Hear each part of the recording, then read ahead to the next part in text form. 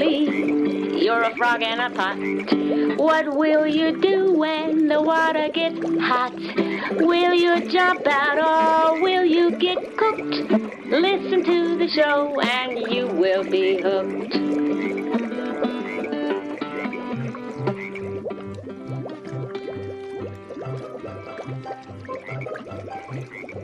Welcome to Boil the Frog Slowly, a radio program that answers the question, are politics hazardous to your health? We go where mainstream media stops. Co-hosted by Sebastian Sanzota, a marathon runner, a vegetarian, a former healthcare professional with 5 years of military experience in the U.S. Navy, including 2 tours in the Persian Gulf, primarily working with advanced airborne early warning radar aircraft. Sebastian is experiencing firsthand the ill effects of EMFs. He is passionate to share his medical background, experience, and research in an effort to educate and save others from boiling in this hot health war soup. And co-hosted by me, Pat Rouleau, author of Speak Up and Stay Alive, the Patient Advocate Hospital Survival Guide, and host-producer of the nationally syndicated radio show, Speak Up and Stay Alive Patient Safety Radio, heard on 220 radio and cable television stations throughout the country. The books and archive shows are available at speakupandstayalive.com. I too have been slowly and unknowingly boiled by hidden EMF hazards and have jumped out of the pot to tell all. You can listen to all previous and current Boil the Frog programs at boilthefrogradio.com, at iHeartRadio, and on our very own internet radio station, speakuptalkradio.com. I encourage you to share this program with as many people as you possibly can, week after week, as we gig out some of the leading issues we face today to help you understand, function, and ultimately survive in today's toxic environment proliferated by big money. Thank you for joining us as we jump out of the pot.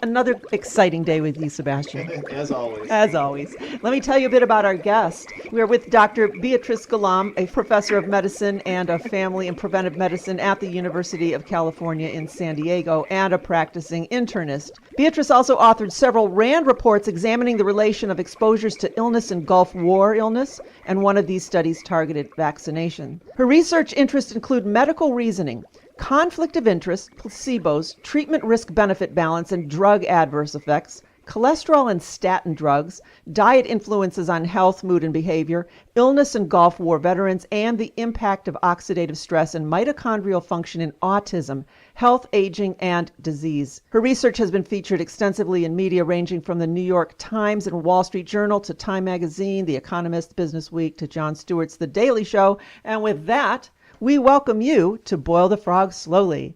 Welcome, Beatrice. Thank you so much for having me.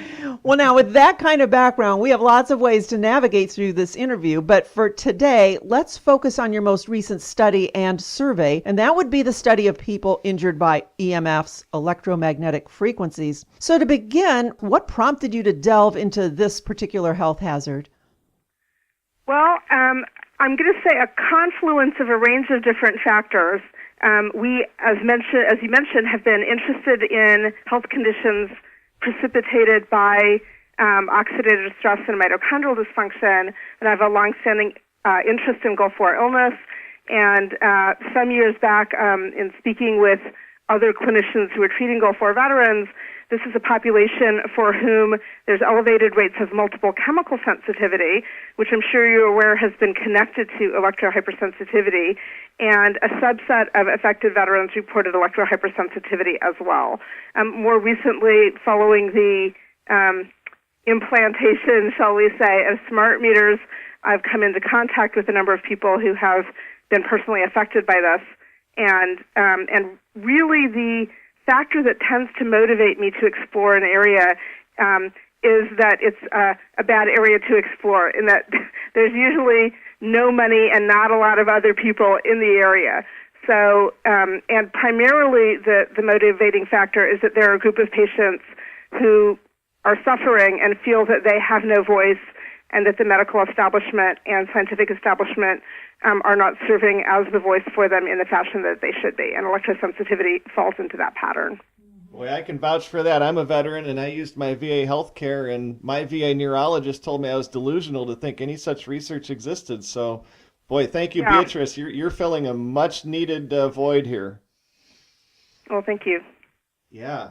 Now, this is very interesting. I think you're on to probably the most important aspect that really cannot be ignored, and that's the oxidative stress response. Can you tell our listeners a little more information on how that works? Yeah, so I think most people have heard of antioxidants, which are substances commonly in foods, but your body also makes them, that protect against a kind of damage to cells called, oxidative stress. The term free radicals is also used. And this is a kind of injury that affects DNA, RNA, proteins, and lipids.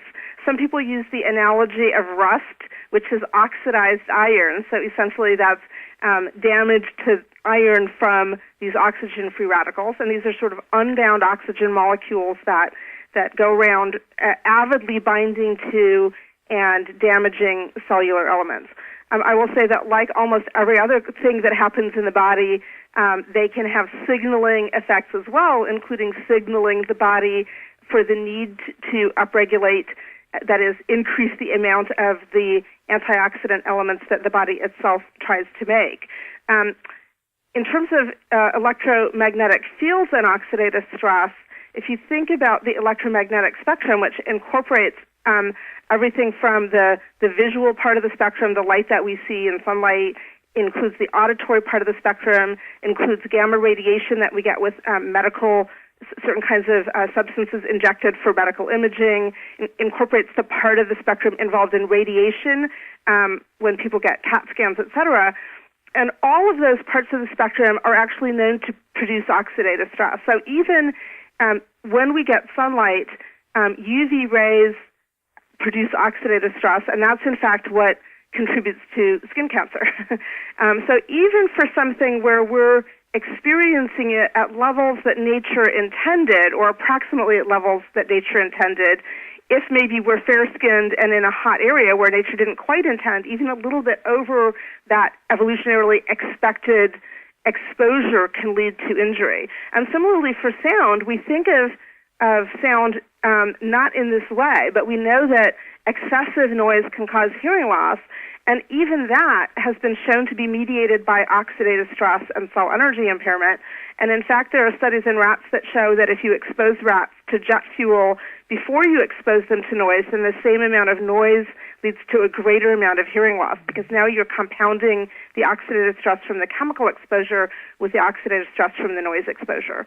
So even these amounts of electromagnetic fields in parts of the spectrum that we rely on to live in the daily world, when those exposures are a little bit excessive, they produce this kind of injury called oxidative stress that can produce damage.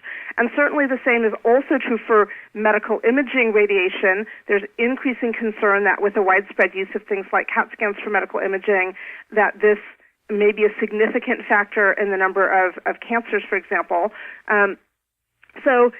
So even for the parts of the spectrum that are sort of good for us and where we're exposed to not that far of levels from what evolution expected, there's this oxidative stress. But for the cell phone range, the Wi-Fi range, etc., there are dozens and dozens of articles showing oxidative injury to brain, oxidative injury to muscle, increased oxidative stress markers in saliva, etc., etc. So, yeah, I think I'll sort of stop there for right now. You're talking about other stressors, oxidative stressors that come from nature. Well, now we're being bombarded with man-made stressors such as the chemtrails and vaccinations and fluoridation of water and genetically modified foods. And how does that come into play then with EMFs?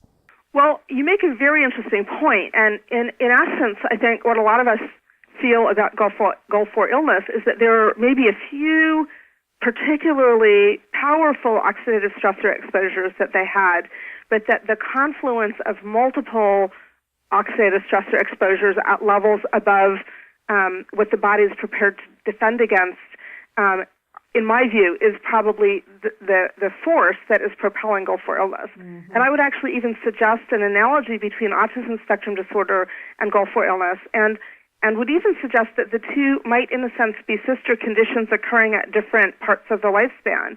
In both, there's substantial evidence of a role for oxidative stress and mitochondrial dysfunction. In both, there's substantial evidence of environmental exposures, including pesticide exposures, having a link. In both, there's common genetic evidence. For example, there's a gene for an enzyme called peroxinase, which is important in detoxifying organophosphates, and adverse variants of the gene for peroxinase that make less effective variants of peroxinase are linked both to Gulf War illness and to autism spectrum disorder. We think of autism spectrum disorder as, and by the way, I should, for your listeners who aren't familiar with Gulf War illness, I should step back a minute and say, so Gulf War illness is not PTSD and it is not traumatic brain injury. This is the condition that affects about a third of the 700,000 personnel that we deployed in the 1990 to 1991 Persian Gulf War. That conflict involved a relatively decisive victory by conventional standards. Many of the people who were deployed never saw combat. The ground war lasted only 4 days, and yet a third of those who were deployed developed these chronic multi-symptom health problems. What really distinguished that conflict relative to other conflicts was the array of new, unique, and excessive environmental exposures, ranging from pills that we gave personnel in an effort to protect them in the event of nerve agent exposure, nerve agent itself, which they were exposed to when we demolished munitions depot that had chemical weaponry, and the personnel doing the demolition weren't aware that there were chemical munitions there. Pesticides which were aggressively used in an effort to protect against insect vectors of disease. An array of vaccines that has not been equaled before or since. It was also during the early phase of use of the anthrax vaccine at a time when there was no FDA inspection for the facility for that vaccine, but also botulinum toxoid vaccine was used, which hasn't been used before since, and an array of other vaccines. So there was, plus the burn pits, the oil fires, there were just a very depleted uranium was being used for the first time, although that's certainly been used since then, and that has both low-level radioactivity toxicity and heavy metal toxicity. So there was just this bombardment with a range of different environmental exposures, and these people who were selected for being healthy and fit, the ones who were deployed, developed these chronic multi-symptom health problems.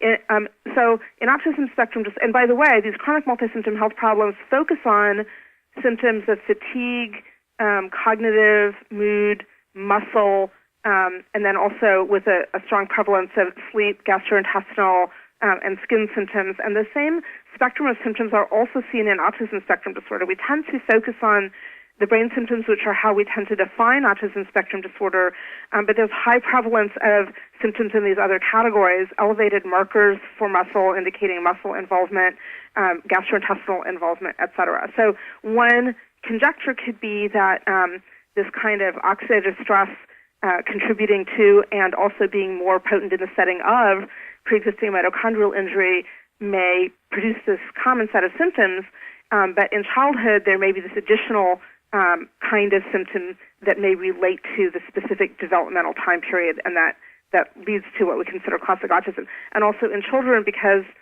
they are small and less mature, a significantly lesser exposure may be required to produce the same kind of injury. Mm-hmm. Whoa.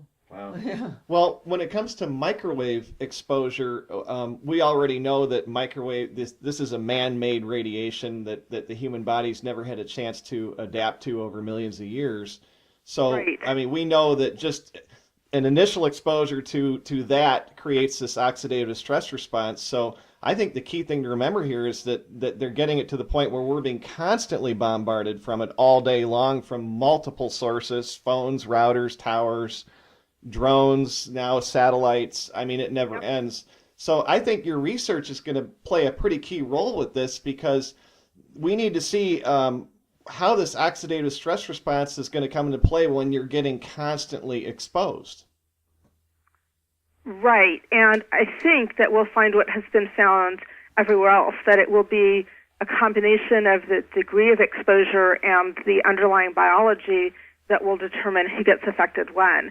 I think it is worth pointing out for all the people who are electrosensitive, the majority of them were at one point healthy. And the reason for emphasizing that is that means for everybody else who's healthy now, there's no guarantee that that state will continue. Many of these people report an initial exposure event where there was an exposure over their usual background level that seemed to precipitate a sensitivity that then expanded to encompass levels and types of exposures that they previously tolerated well. This is a phenomenon that's analogous to what often happens with multiple chemical sensitivity, where people will report an inciting pesticide or solvent or other kind of exposure prior to which they tolerated chemicals, solvents, perfumes, etc., and following which they no longer do so. The sort of set of mechanisms that are involved remain to be fully explored. It's clear that oxidative stress is one of them, and one of the ways we know that is that there already are genetic data showing in multiple chemical sensitivity, for example, that people who have less favorable variants of genes for enzymes that are involved in protecting against oxidative stress have higher rates of multiple chemical sensitivity. And there's preliminary evidence that suggests the same is the case for electrosensitivity as well. And that's what our sort of the second component of our study is hoping to follow up on. Okay. Are you still in progress with this survey? We are in progress with the survey and hope to be for some time. And the reason for that is several-fold. One is that we want, a very large number of cases, particularly to explore the less common issues. We also need people who are unaffected as healthy controls to complete surveys so that we can look to see whether certain potential factors serve as risk factors or protective factors from electrosensitivity. And the best way to do that is to have a control group that you can compare rates against. Then, and right now, of course, a number more of the electrosensitive people have completed the survey than have healthy controls, presumably in part because they're more motivated. For healthy controls, we don't have funding to pay people to participate in the survey. So it's really out of the goodness of their heart and their hopes to help others. But on the plus side, the survey for those who are not electrosensitive is much shorter and easier to complete because there aren't all the questions about the character of symptoms, the originating exposure, the impact on your life. Those kinds of questions are simply not required for people who are unaffected. And then the other reason for having a lot of people is that for those who are interested in participating in other studies, we hope to use those who are involved and also express on the survey that they are interested in learning about other studies as a group of cases and unaffected individuals to pursue further testing to examine biological markers and mechanisms. And do you have a location, a website where those listening, if they want to take part in this study, that they can head over to? Yes, absolutely. Unfortunately, the link is a little bit long. So I think it'll be better if you have a way that you could put this on a site. That would be fantastic. We are going to make a permanent link to your study on our boilthefrogradio.com website. So people... Oh, that's really wonderful. I really appreciate that. Go to boilthefrogradio.com, and there is going to be a link to this wonderful EHS study, so people can just do a one-click. And Now, Beatrice, when you say when you talk about the unaffected people, and those would be the ones that are needed for the control group in this right, and study. when we say unaffected, we mean people who do not recognize having symptoms from exposure to cell phones, cell towers, computers, Wi-Fi, etc. It doesn't mean that there's no physiological effect. It means that they're not aware of having symptoms or health conditions precipitated by these exposures. That's great. I wanted to clear that up, and let's just reiterate that to people out there listening, just because everybody's being affected by this. And here you have Dr. Golomb telling us this is affecting everyone on a cellular level. I mean, when you look through your microscope, you're seeing it, aren't you, Beatrice?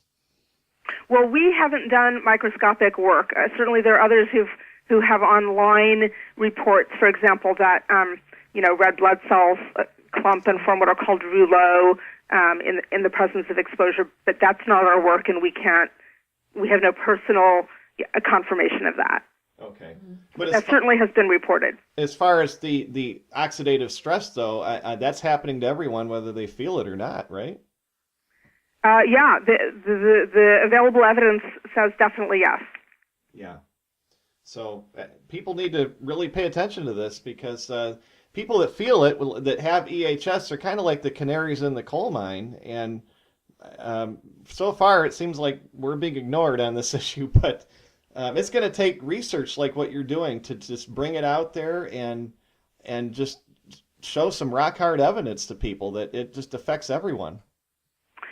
Right, and I think it's actually worth sort of stepping back for a minute and looking at what could be considered sort of the alternative hypothesis, which is that all the people who report this are somehow crazy, or it's, all in their head or made up. And the reality is that is sort of a legacy from the era of Freud, and I examined this issue closely when I was in graduate school. Whether there was any positive evidence for psychogenic illness, meaning sustained or chronic reports of symptoms or health problems that were somehow, in people's head, in people that were not, frankly, psychotic from psychiatric illness. And in fact, there is no such evidence. And if you look historically, psychogenic illness has commonly been used as the explanation when there are new products, technologies, industries developed, and people newly get symptoms, and these are not yet recognized. The cause is not yet recognized, and whenever there's a new technology, almost by definition, you don't know what the harms are, and so this sort of explanation arises again and again. And if you look through history, again and again, those explanations with further research have fallen by the wayside. So, everything from the radium dial ladies who used the tip of their tongue to make the point finer as they put radium paint on, watches and clocks so that the points would glow in the dark. They suffered terrible health problems and, were castigated. And there were even, additional ethical challenges trying to claim that maybe it was all syphilis, something like that. And, everything from coal miners' lying to, you could even include the harms that, disputing the existence of things like the harms of cigarette smoke. There were, it took decades between the first evidence of harm to fetuses from X-rays of mothers who were pregnant before, legislation was successfully introduced or let's say practice patterns were changed to protect against that.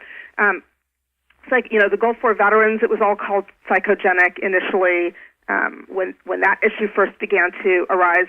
And I think a really interesting example is when I first was in medical residency, low back pain was a very major and widespread issue, and at the top of the differential diagnosis was psychogenic. And if you think about it, we shifted from a society where most people maybe didn't have sedentary lives to a society where a lot of people had sedentary jobs before any understanding of ergonomics. So people's chairs and tables and so forth weren't set up in an appropriate way, and that between that and other factors, there was, an explosion of low back pain, which was not understood. You couldn't actually see damage anywhere. So it was presumed that this was frequently psychogenic, and I even came across an article from my early time in medicine in which the author, I thought, was getting it right. They start out by saying, because people can't see the injury with low back pain, there's often been the misperception that this comes from people's head, and here I think they're going to get it all right. And then they say, it used to be thought that low back pain was mostly due to conversion hysteria and psychosis, but now we recognize that it's mostly weak egos and neurosis. Oh, my. Wow. So of course, now we've understood workplace ergonomics so much better. In hospitals, they now have things that lift up patients to move them so that nurses don't have to. We've engineered ergonomic chairs and tell people what position to put their computers at, et cetera. And then, sort of one to 2 decades after that, with the advent of widespread use of computers at the workplace, there began to be an explosion of carpal tunnel syndrome, and then you began again to see the articles saying that that was all psychogenic, or that a high fraction of that was psychogenic. And so now we're seeing the same thing with electrohypersensitivity. It's a new, it's sort of, there's this new explosion of exposure, and as with everything else, some people are more vulnerable either because of exposure or underlying biology, and usually a combination of the two. And people who don't perceive the problem don't see why these people are having a problem, and therefore there's this, quote, psychogenic explanation. And it's worth recognizing that this explanation is no different from saying it's God or the devil. It explains everything, therefore it explains nothing. There's no secondary supportive validating reference frame for it. And once again, historically, condition after condition after condition that was thought to be psychogenic, the true underlying factors have ultimately been identified. When I was, in training again, ulcers were considered to all be due to stress, or practically all. And then it was discovered that 95% of them could be attributed to either Helicobacter pylori or nonsteroidal anti-inflammatory drugs. Interesting. You know, as you're speaking, I'm thinking just historically, all the information that's been disseminated to people gets filtered, where we hear all about the benefits of everything versus the risks. And it just takes years and years before that whole risk factor becomes apparent. Right, and that's for two reasons. One is that there's usually a party that has something to gain from the dissemination of whatever the industry or technology is, and they're shouting the hurrahs, and then there's an initial group of enthusiastic investors who are on that side as well. And then the second factor is that initially the mechanisms by which injury can occur are not well understood, have not been well recognized. So those two factors work together to allow for benefits to typically advance, to public perception well in advance of risks. Mm-hmm. I mean, you just think about the drug ads and that all the benefits are up front. The end of the commercial, the side effects are given at a high rate of speed, and they jack up the music and everything subliminally. Well, and that's once the side effects are recognized. Often when the drug is first released, there's no recognition of those side effects, and then there's the prolonged period, during which there's denial that those side effects are linked to the drug, right. And then there's some time before there's actual recognition, and it continues to be the case often for many, many, many years after a drug is released that new adverse effects come to be identified that are linked to those drugs. And it's no different than what we're seeing with EMFs. I mean, we've got all the advantage of technology and phones and, able to communicate, and nobody's looking at the risk side of it. As more and more technology rolls out and the exposure level becomes higher and higher, we are seeing more and more people reporting this problem. And the only question is, will we be able to curb the level of exposure before it becomes, I don't even know what we would consider to be truly epidemic. I think some could consider that in some sense it already is, but before it becomes an even more dire problem that will be very hard to reverse in society. Mm-hmm. Well, there definitely seems to be a conflict of interest here with the telecom industry and even the pharmaceutical industry. I know you have a lot of experience in looking into the conflicts of interest with the pharmaceutical industry, and there's a tremendous YouTube video out there with you talking about that at a seminar, and I recommend our listeners to go watch you. Oh, it was phenomenal. Mm-hmm. And I'd like to get your take on how that pertains to the telecom industry. Would you say they're using the same playbook? Well, I think that there's no code of ethics for the PR industry. And, of course, people, all the major companies, the people who are high up in management switch from essentially discipline to discipline. So those groups are fungible or interchangeable. And then they hire PR companies who have learned essentially a playbook of things that are effective. So it's very much the case that when problems arise from one industry or another industry, similar sets of tactics are often used to try to silence people who raise safety concerns. And it certainly is true, for people who've tried to raise safety concerns about pesticides versus medications versus other kinds of things. And that playbook often includes claims that science is on their side, claims that those who report safety problems are anti-science, claims that they're anti-something else, anti-parent, anti-progress, anti-child, anti-this, anti-that, attempts to sort of characterize them as hysterical in some way and not to be trusted in some way. And often they're accompanied by flimsy ethical charges. But the problem with ethical charges is I sort of refer to it as ethic molestation, that an ethical charge doesn't have to be valid for it to leave a taint. So this is that and ridicule are very effective tools that are widely employed in these kinds of settings. And we've certainly already seen them recently in the setting of discussions in the media about EMF and people who have reported problems with EMF. Well, I thought it was interesting in that seminar. You went into some depth about how when pharmaceutical drugs are released, it's mainly the pharmaceutical companies doing the studies on the safety of and efficacy of those drugs. And that's really struck me because that's kind of what happened with the telecom industry. If you look into the history of this, they did their own science.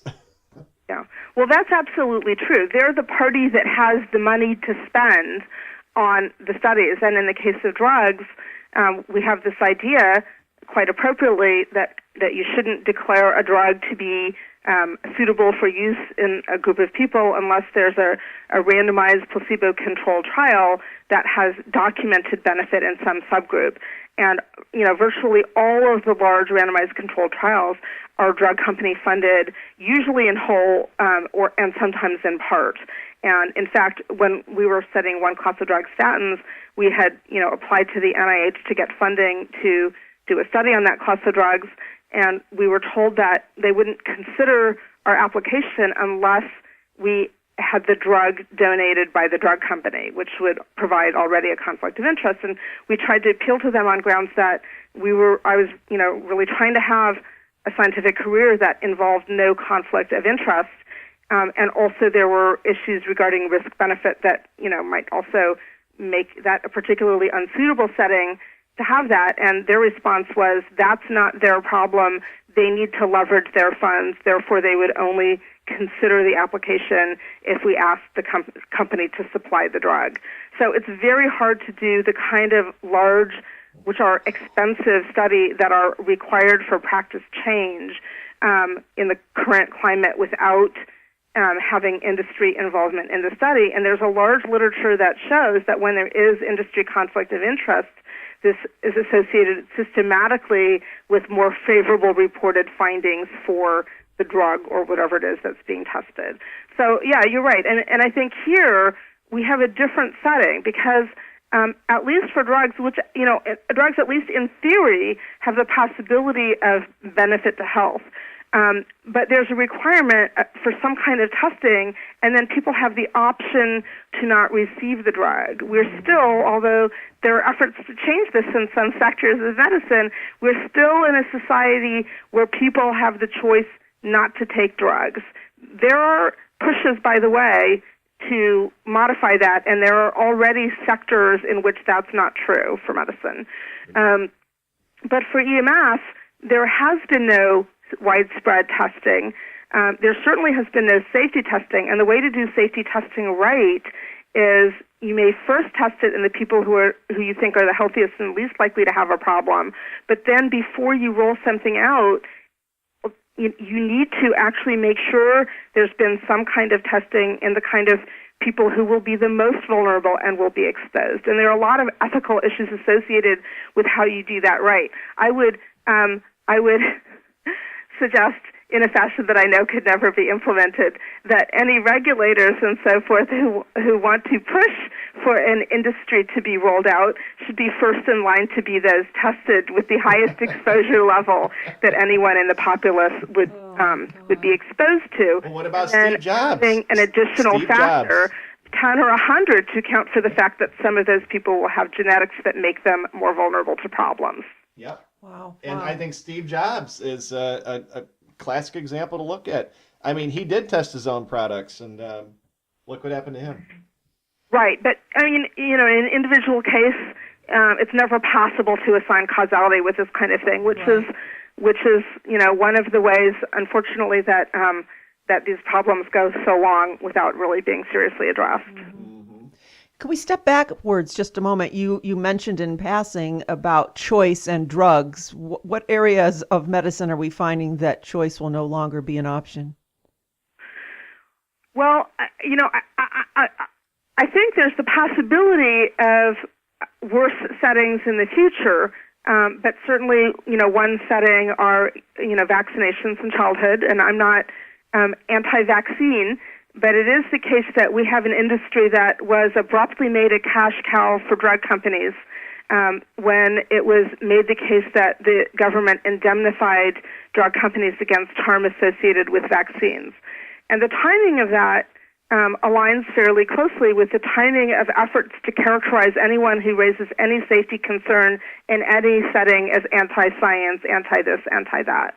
And also the efforts to ramp up insistence that vaccination, opt-out not be acceptable. And the problem with that is that, even if the full vaccine approach as it's now used, which includes many, many more childhood vaccines than most of us were exposed to when we were children, even if it is completely appropriate and safe in its current setting, there are two things. One is there are always a subgroup of people who will be harmed by anything, and it is desirable to understand who those people are in order that they can be protected.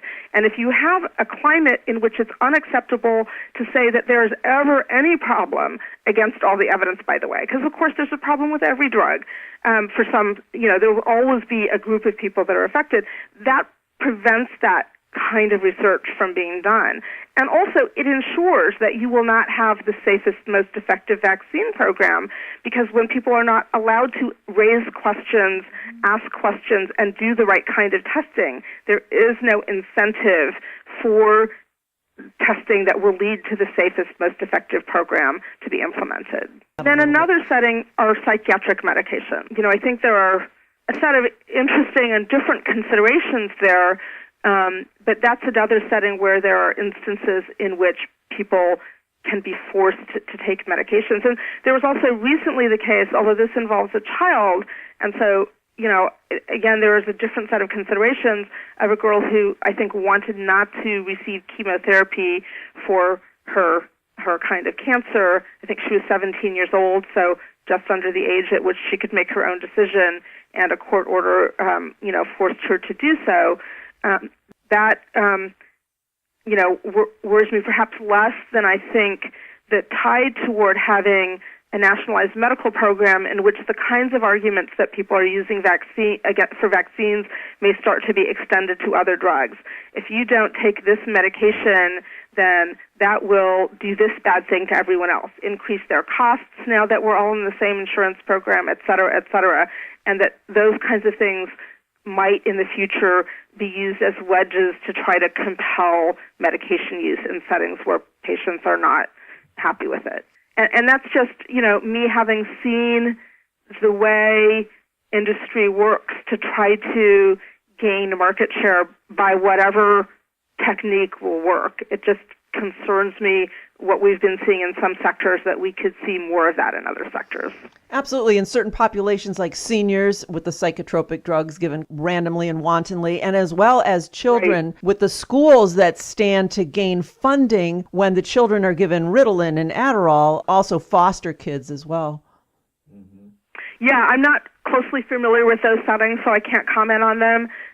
But anytime there's a group that receives funding, there's a problem. In the case of statins, there was a clinician who called me some years ago who had been involved in a practice in Hawaii, and their practice had an agreement, which I understand was legal, at least at that time and may still be, with a drug company, where if at least X fraction of the patients in that practice received statins, then their practice would get some large amount of money from the drug company. And essentially that's pitting physicians' best interests against patients' best interests. But that kind of thing happens at a more subtle level all the time. And, it's already involved at the level of the guideline generation for medicines. First of all, they use the body of evidence that's published, which is strongly influenced by drug companies for a range of reasons, not just because they're the ones primarily producing the literature, but for a range of other reasons in terms of, who funds the journals, et cetera, et cetera. So first of all, the evidence that they're looking at is already slanted relative to reality, at least if one judges drug company-funded articles against non-drug company-funded articles, as has been done a number of times.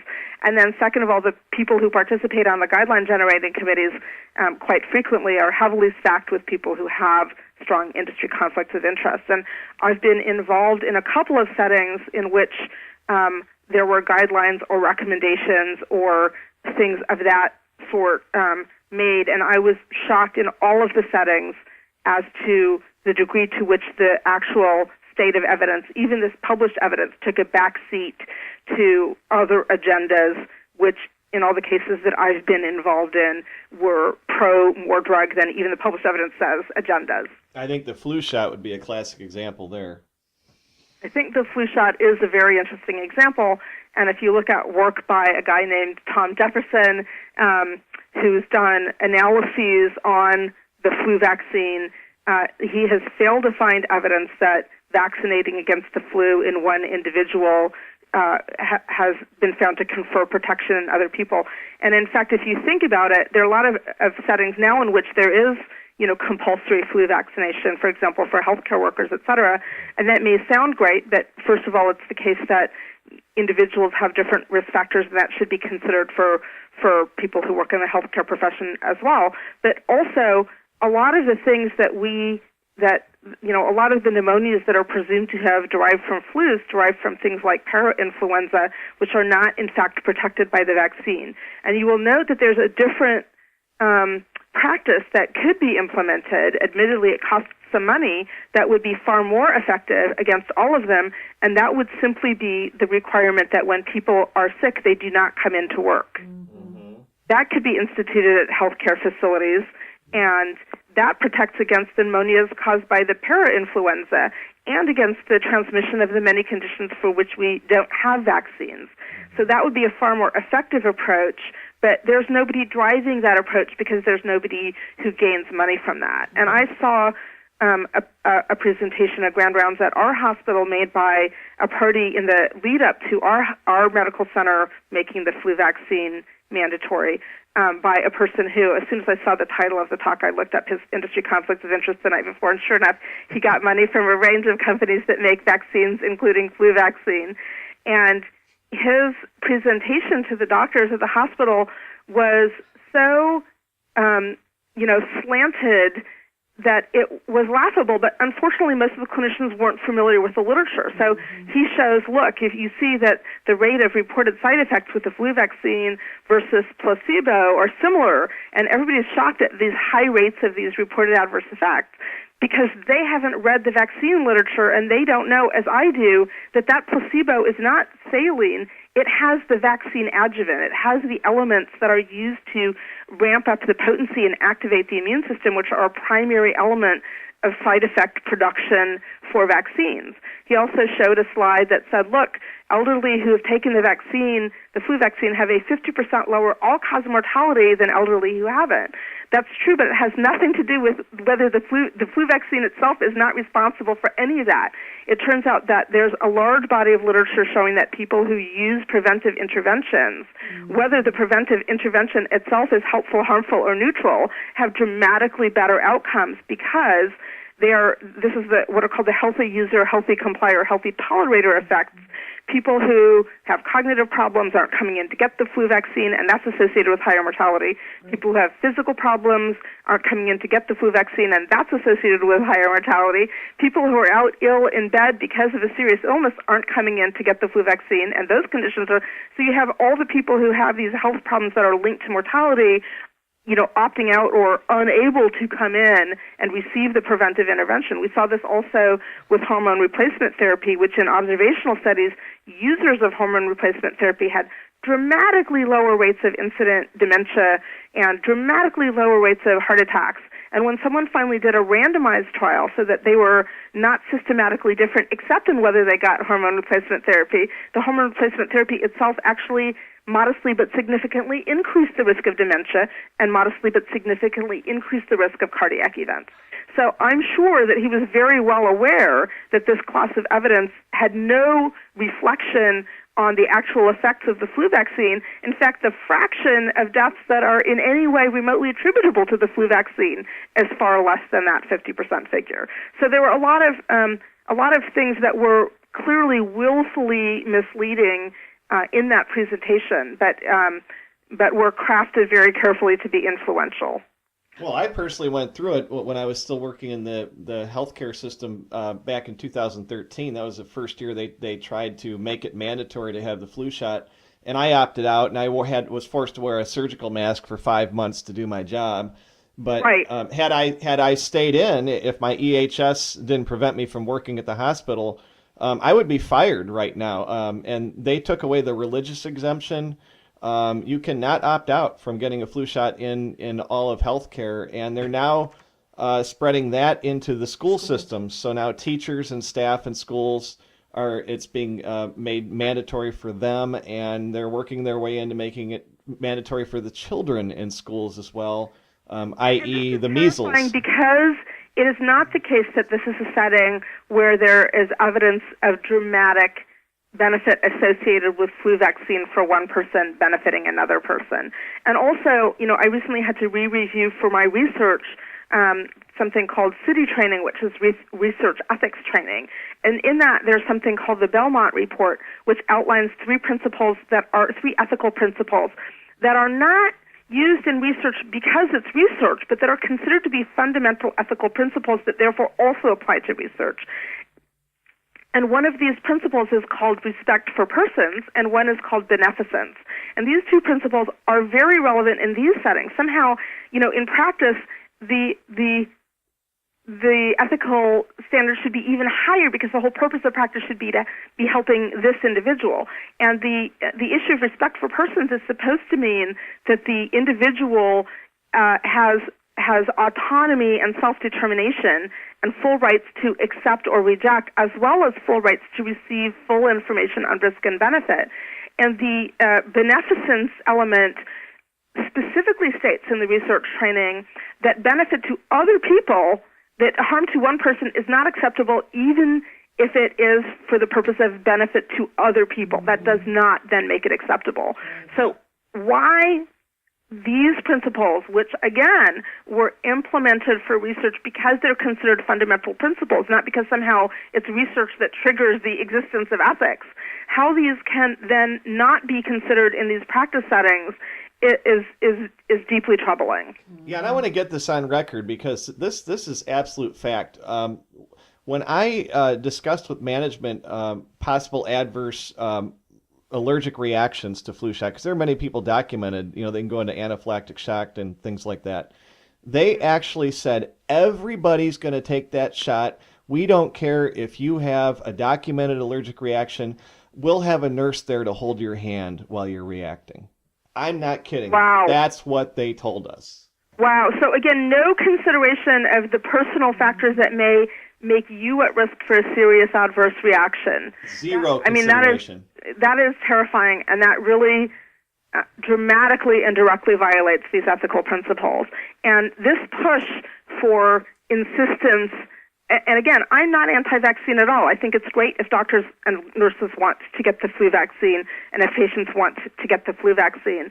But I am very troubled by this increasing push, which again is aligned temporally with when vaccines went from being, a troublesome financial issue because people would sue drug companies if they had an adverse reaction, to a cash cow because of complete indemnification, which also means they don't need to worry about making it particularly a safe vaccine.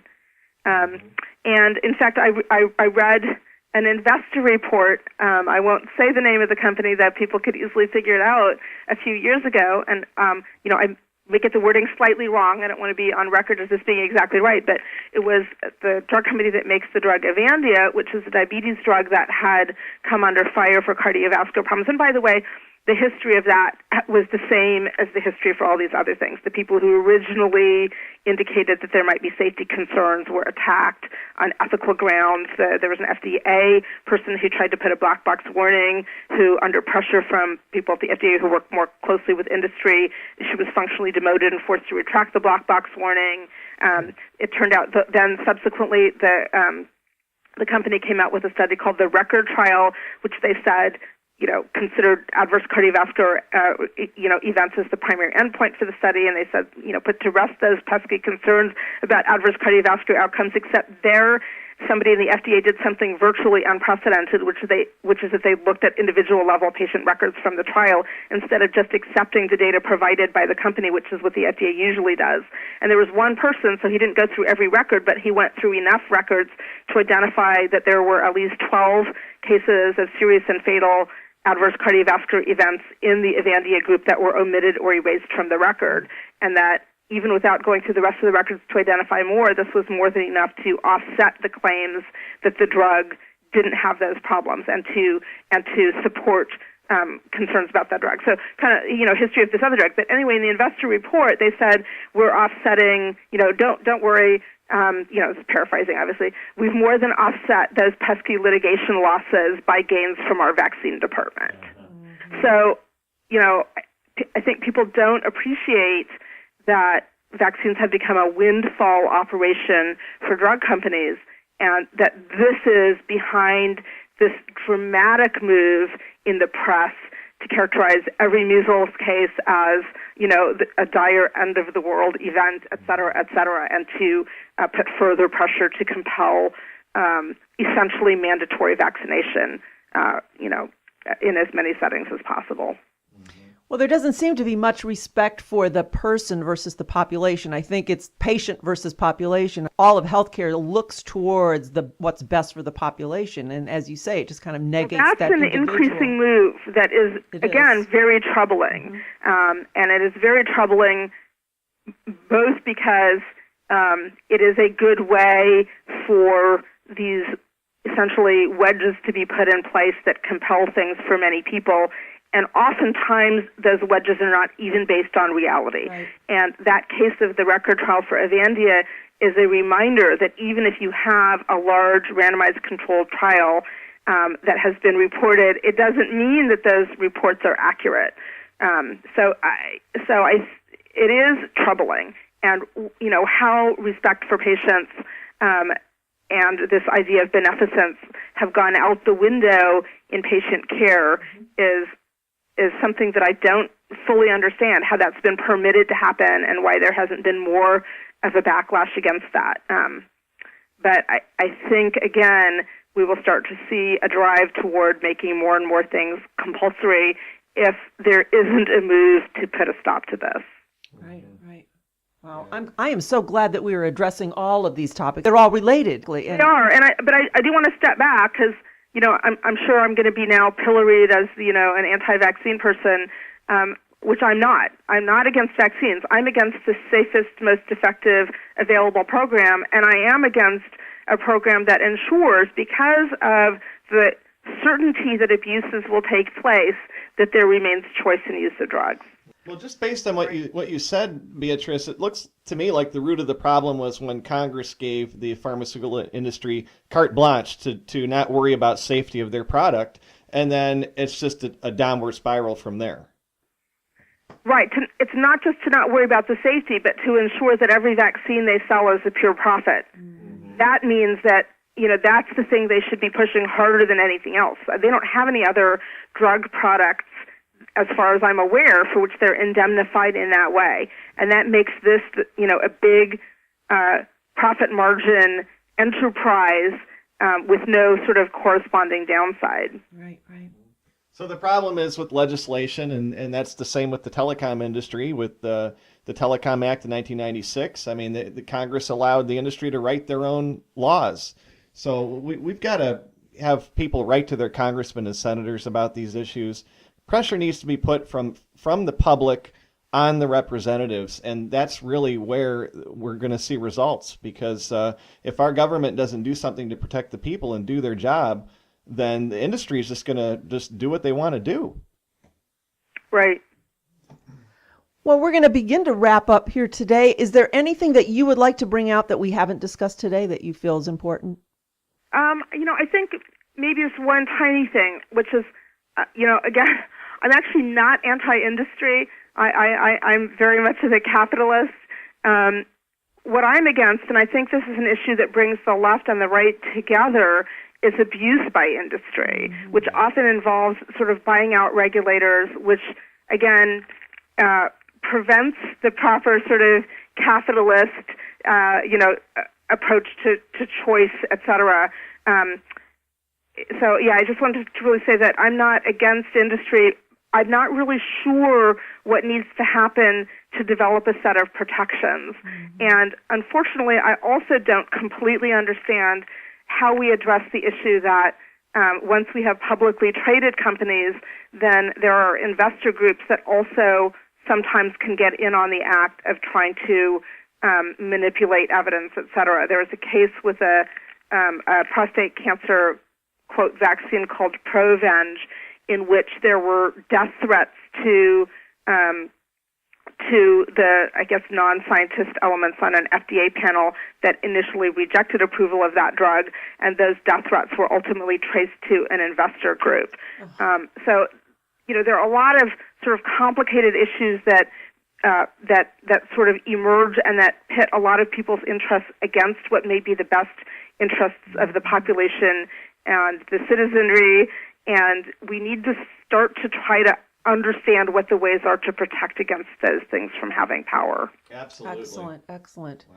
Now, other than the link that we are going to post on our boilthefrogradio.com for the survey, is there another place or anywhere else you want to send our listeners if they want to find out more about you and what you're doing? I don't know that we actually have a good job of having a website right now, but if anybody does want to communicate with us, they can contact us at bgalomb@ucsd.edu. I am, a little bit busy, so not every email may get responded to in a timely fashion, but they can attempt to communicate with us through that route. And certainly if people express in their email that they're interested in participating either as an affected individual or as an unaffected individual in our survey study, that will definitely receive attention. Wow. Well, thank you so much for paying attention to this important, crucial issue. Thank you so much for paying attention to it as well and for having me on. I really appreciate it. It's our pleasure. Thank you. Well, thank you for joining us on Boil the Frog Slowly Radio.